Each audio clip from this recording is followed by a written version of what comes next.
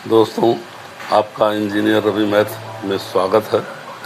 आज हम कक्षा 9 की गणित के बहुपद के अंतर्गत एक चर वाले बहुपद के बारे में कुछ अध्ययन करेंगे।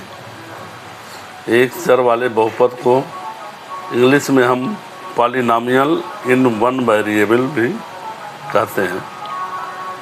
इसकी कुछ महत्वपूर्ण परिभाषाएं हैं जो आपके संज्ञान में रहनी चाहिए और आपको इसको एक तरह से याद रखना चाहिए। जैसे चर राशि, इसको वेरिएबल्स भी बोलते हैं इंग्लिश में। किसी समीकरण में अज्ञात राशि को चर राशि कहते हैं। इसका कोई निश्चित मान नहीं होता है। जैसे समीकरण ax² + bx + c पे x चर राशि है, यानी x की कोई निश्चित वैल्यू नहीं है। अचर राशि वह राशि जिसका मान निश्चित होता है। जैसे ax² bx + c, यहाँ पर a b c अचर राशि है। ये हमने एक स्टैंडर्ड फॉर्म में लिखा है। ये जैसे ये भी हो सकता है 3x² + 5b + 8 3x² + 5x + 8, इस तरह से भी हो सकता है। तो यानी ये b c एक अचर राशि है। बीजीय व्यंजक, जिसको इंग्लिश में अलजेब्रिक एक्सप्रेशन कहते हैं।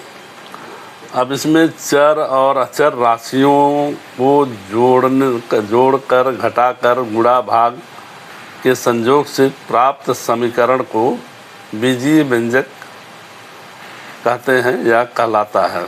समीकरण बीजीय व्यंजक कहलाता है।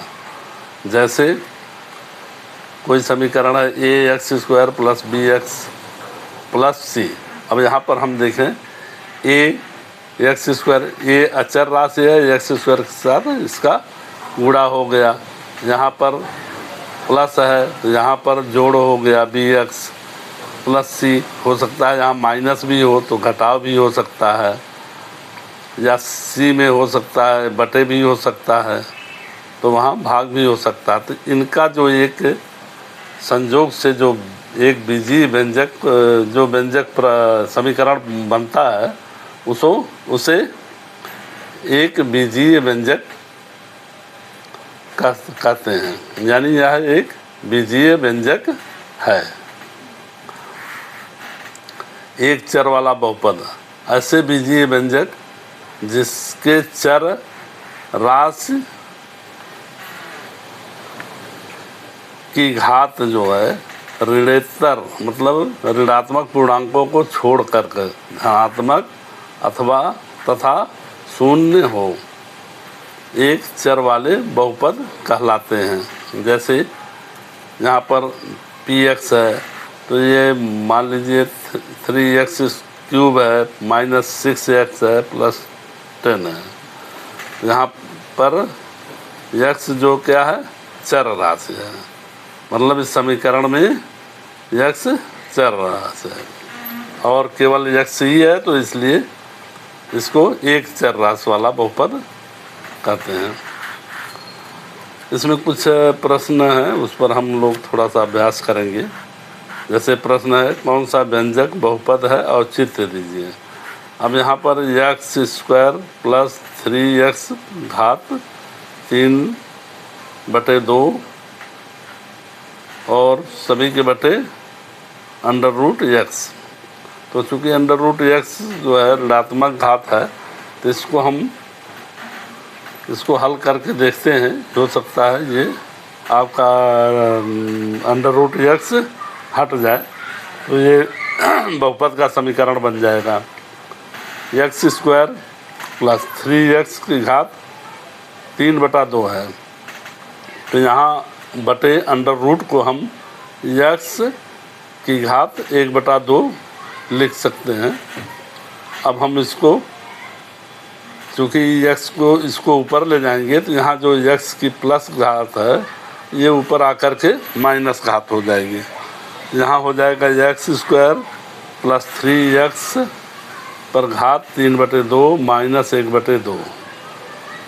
अब 3/2 में से 1/2 चला जाएगा तो यहाँ पर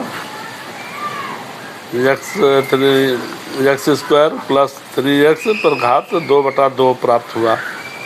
2/2 कट जाएगा तो 1 हो जाएगा, तो बराबर हम लिख सकते हैं एक्स स्क्वायर प्लस 3x। यहाँ पर चर राशि x की घात सभी धनात्मक पूर्णांक हैं, तो यह एक बहुपद व्यंजक है, बहुपद व्यंजक है। इसी तरह दूसरा प्रश्न है 1/x पर घात -2 प्लस 5x प्लस 7। अब यहाँ पर x की ऋणात्मक घात है, लेकिन ये हर में है, तो इसको अंश में ले जाने पर ये ऋणात्मक ऋण घात धन में बदल जाएगी, धनात्मक हो जाएगी। 1/5 ये ऊपर आ गया तो एक्स स्क्वायर, एक्स -2 था नीचे, ऊपर जाएगा तो प्लस हो जाएगा एक्स स्क्वायर 2। अब यहाँ पर प्लस 5x यथावत है प्लस 7, तो ये एक आपका बीजीय व्यंजक प्राप्त हो गया। इसके चर राशि के पूर्णांक धनात्मक हैं, धनात्मक पूर्णांक हैं।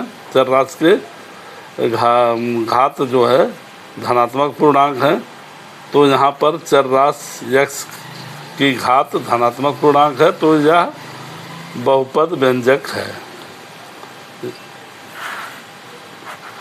प्रश्न संख्या 2, कौन सा व्यंजक एक या एक से अधिक चरों वाला बहुपद है? अब हमें यहाँ पर पता करना है कि एक है चर राशि है या एक से अधिक चर राशि है। तो यहाँ पर पहला ये व्यंजक है x पर घाते 4 प्लस 2y प्लस 1। अब यहाँ पर x y दो चर राशि, आपकी दो चर राशि है, x एवं y दो चर राशि है, तो यह एक से अधिक चर राशि वाला बहुपद है। अब हम अगला प्रश्न है x घाते 4 plus x cube plus x बटे x। तो चूँकि हमें x बटे x है तो इसका घात ऋणात्मक हो गया, तो इसको हमें हटाना है। अब यहाँ देखते हैं हम, ये हट जाएगा, x से हम ऊपर भाग देते हैं, तो ये x पर घात 4 है तो x घात 3 हो गया, x घात 3 है तो ये 2 हो गया। यहाँ x बटा x 1 हो गया।